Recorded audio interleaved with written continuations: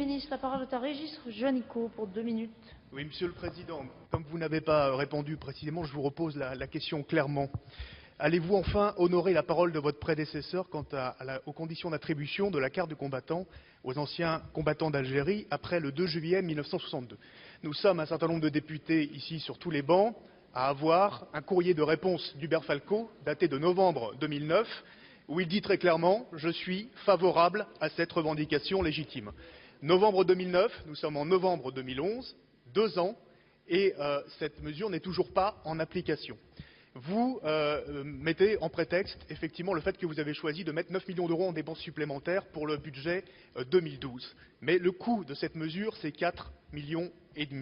Ne me dites pas qu'on n'aurait pas pu trouver dans le budget 2010, 2011, 2012, dans ces 3 exercices budgétaires où on a économisé sur le budget des anciens combattants entre 400 et 500 millions d'euros, 4 ou 5 millions d'euros. Donc maintenant, il faut passer aux actes et il faut appliquer cette mesure. Ma deuxième question est très rapide sur le 19 mars. Ce n'est pas une question de polémique, Monsieur le Ministre. Et d'ailleurs, c'est tout à votre honneur.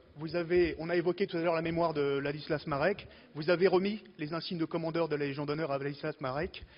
Il a été pendant 36 ans le président de la FNACA. Il a accompagné tous les combats. Et donc vous ne pouvez pas ignorer, vous le savez très bien, il a été un des plus grands défenseurs de la cause du 19 mars. Donc ce n'est pas une question de polémique, c'est aujourd'hui les fêtes. Dans les fêtes, aujourd'hui, effectivement, c'est la cérémonie commémorative qui rassemble le plus d'anciens combattants. Et si le 19 mars n'est pas reconnu dans les textes ou dans la loi, il est reconnu aujourd'hui dans les faits. Je rappelle simplement qu'une proposition de loi a été adoptée ici à l'Assemblée nationale par une majorité absolue, par 242 voix, c'était le 22 janvier 2002, 242 voix sur tous les bancs. Il y avait François Rochebagne, il y avait Georges Colombier, il y avait Alain Marlex, votre prédécesseur, qui l'a voté. Vous ne l'avez pas voté, donc vous avez une cohérence sur cette question-là. Ma question est simple. Si jamais, maintenant que le Sénat a changé de majorité, le texte maintenant était à l'ordre du jour du Sénat, quelle serait l'attitude du gouvernement dans les prochaines semaines? Merci, monsieur le député. Monsieur le ministre, vous avez la parole. Monsieur le ministre, s'il vous plaît, n'a que 2 minutes. Merci Madame la Présidente. Monsieur le député, Monsieur Régis Juanico, je vous remercie d'abord, et je sais aussi l'intérêt que vous avez pour les questions d'anciens combattants et que vous suivez depuis de nombreuses années, et je sais aussi le sérieux que vous pouvez avoir dans votre travail de parlementaire. Je crois que j'ai déjà répondu aux questions que vous avez posées, mais vous me donnez l'occasion de pouvoir souligner l'amitié que j'avais, la reconnaissance que j'avais pour M. Ladislas Marek. C'est vrai que c'est quelqu'un qui a marqué le monde d'anciens combattants.